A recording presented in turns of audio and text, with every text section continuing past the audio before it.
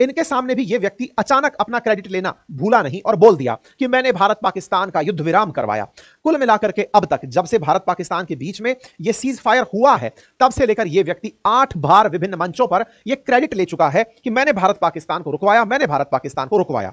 अब अति सर्वत्र वर्जते होती है। ऐसे में भारत भी अपनी तरफ से दुनिया को बताने के लिए अपनी तरफ से अपॉइंट करके सांसदों को रवाना किया कि दुनिया को सच्चाई बताकर आओ। और इसी क्रम में भारत के विदेश मंत्री को भी विदेश भेजा गया।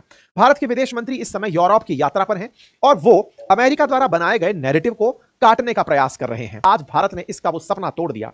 भारत की तरफ से विदेश मंत्री जो विदेश यात्रा पर थे, उन्होंने डच ब्रॉडकास्टर एनओएस को इंटरव्यू देते हुए कहा, the ceasefire was negotiated directly between India and Pakistan. We told everyone including the US that if they want an understanding they have to talk to us directly and that's why it happened. मतलब भारत ने America को साफ बता दिया था। NOS नाम से Dutch बोले तो नीदरलैंड की यात्रा पर अभी हमारे विदेश मंत्री ने इंटरव्यू में अपनी बात एंकर के द्वारा पूछे जाने पर कहा। एंकर ने पूछा कि अमेरिका इस पूरे संघर्ष में कहां था, तो जयशंकर साहब का जो स्टेटमेंट था वो बड़ा ही वायरल हुआ कि US was in United states, यानी अमेरिका में ही था। बोले भारत पाकिस्तान में कहां था, बोले कहा ना अमेरिका में ही था, हमें उससे कोई मतलब नहीं है। इन्होंने कहा कि देखिए, जब भी कोई दो देश टेंशन में होते हैं, युद्ध की स्थिति में होते हैं, संघर्ष की स्थिति में होते हैं, तो ऐसे में दुनिया के बहुत से देश आपको कंसर्न जाहिर करने के लिए कॉल करते हैं। और यह सच भी है। भारत भी रशिया यूक्रेन के मामले में यूक्रेन से बात किया, रूस से बात किया, इजराइल से बात किया। हम अक्सर इस तरह की बातचीत रखते हैं, डिप्लोमेटिक रिलेशंस में यह होता है। जब भी आप संघर्ष में हो, आपसे बातचीत की जाती है। तो भारत ने भी ऐसे ही कई सारे कॉल्स रिसीव किए। और ये तो आप जानते भी हैं कि ईरान की तरफ से तो विदेश मंत्री खुद चले आए थे। दुनिया भर से भारत की बातचीत हो रही थी। उस बातचीत में भारत अपना मत सामने वाले को बताया जा रहा था। ऐसे ही भारत और पाकिस्तान के पास अमेरिका के भी कॉल गए, जैसे दुनिया के कॉल गए।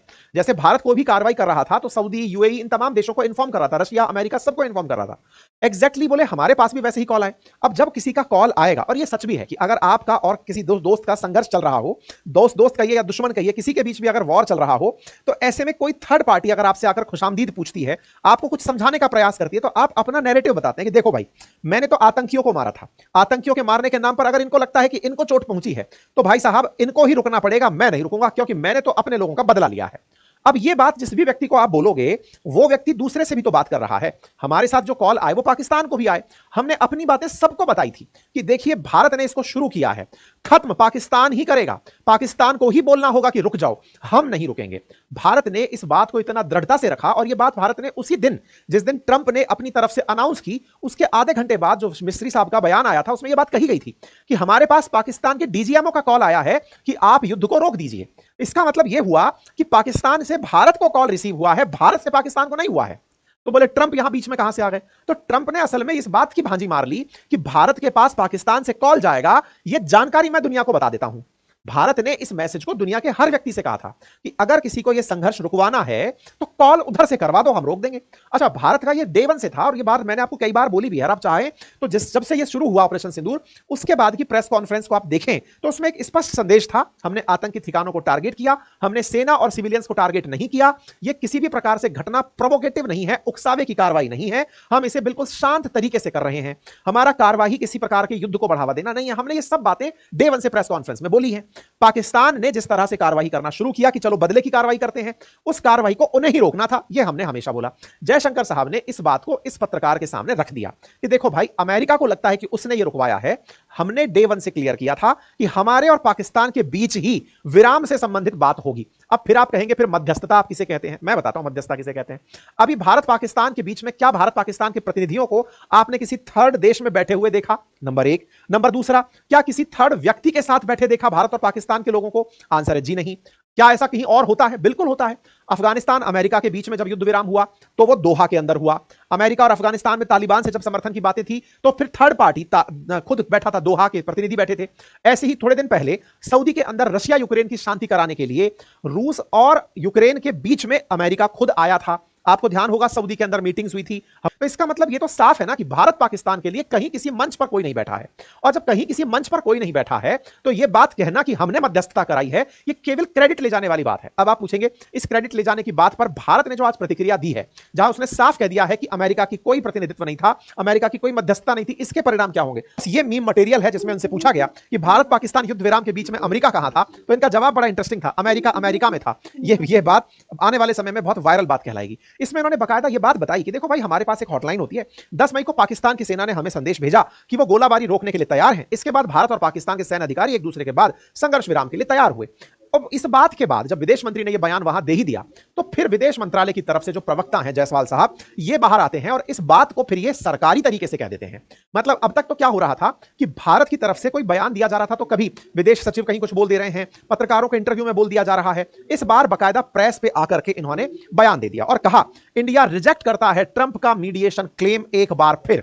मतलब ये तरह से भारत ने ट्रंप को यह संदेश भेज दिया है कि हमने आपको अगर यह लग रहा था कि आपके साथ यह बात साझा की गई है कि हां हम उनके साथ में अगर बातचीत करेंगे तो केवल एक ही शर्त पर, वो आगे से कॉल करें और युद्ध को रोकने की बात करें, हम युद्ध रोक देंगे। अगर आपको लगता है कि यह आपकी मध्यस्थता है तो हम आपको याद दिला दें, हम आपकी इस मध्यस्थता को मानते ही नहीं है कि आपने मध्यस्थता की है।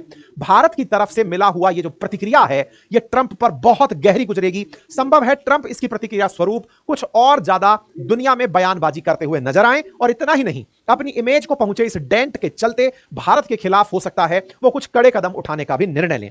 हालांकि भारत डे वन से ही, जब 10 तारीख को यह घटना घटी उसके बाद में ही भारत दुनिया भर में यह बात कहता रहा था, लेकिन अब पब्लिकली हमने कहा। अभी जब हमारा प्रतिनिधि मंडल भारत के बाहर जाने के लिए तैयार हुआ, तब भी पार्लियामेंट्री पैनल को भी यही कहा गया हमारी तरफ से कि अमेरिका ने कोई मध्यस्थता नहीं करी, दुनिया भर में जाकर बता दो।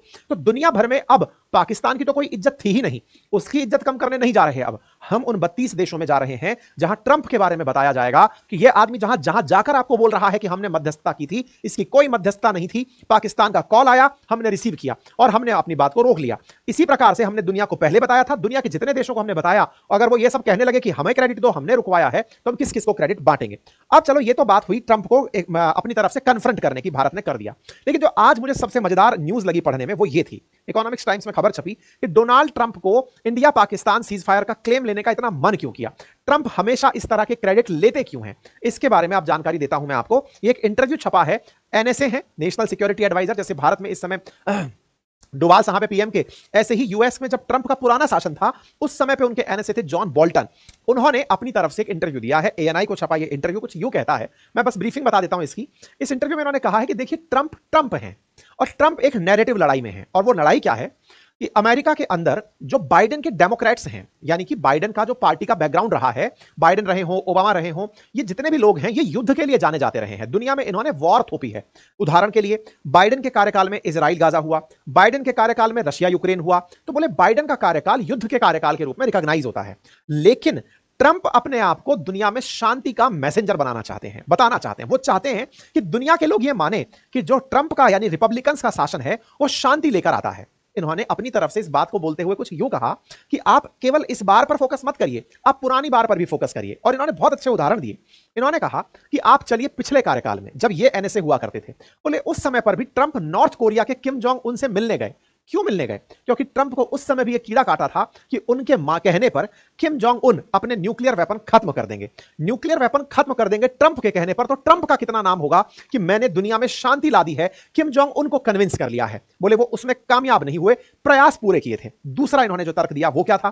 बोले पिछले कार्यकाल में इन्होंने ऐसे ही अपने तरफ से प्रयास किया था इजराइल के लिए मिडिल ईस्ट को मनाने का, और उसी के चलते इन्होंने अब्राहम अकॉर्ड करवाया था। और उस अब्राहम अकॉर्ड में इजराइल और मिडिल ईस्ट का जो अब्राहम अकॉर्ड हुआ, जिसमें इजराइल को ये देश मान्यता दे रहे थे, बहरीन हुआ, यूएई हुआ, मोरक्को हुआ, ये सब मान्यता देने लगे थे कि हां इजराइल एज ए कंट्री हम स्वीकार करते हैं, जबकि मिडिल ईस्ट पहले स्वीकार नहीं करता था। तो बोले उस अकॉर्ड को करा के भी ट्रंप अपनी छवि पीस मेकर की करना चाहते थे कि मैं दुनिया में शांति लेकर आया हूं। बोले कहां फेल हुए? बोले ना तो देखो उसने माना, नॉर्थ कोरिया के किम जोंग उन ने माना, और ना ही मिडिल ईस्ट कंट्रीज ने इजराइल और गाजा के बीच जब संघर्ष हुआ तब इजराइल का किसी देश ने साथ साथ नहीं दिया। इससे यह पता चलता है कि ट्रंप के जो प्रयास हैं वो उनके अंदर यह मसीहा बनने की इमेज को दिखाते हैं कि वो चाहते हैं कि मैं शांति लेकर आना चाहता हूं। ऐसे में ये जहां फेल हो जाते हैं वो क्या है, ये कहे थे कि जैसे ही मैं सत्ता में दोबारा आऊंगा रूस यूक्रेन कॉन्फ्लिक्ट को पूरी तरह रोक दूंगा। वो फिर से नाकामयाब रहे।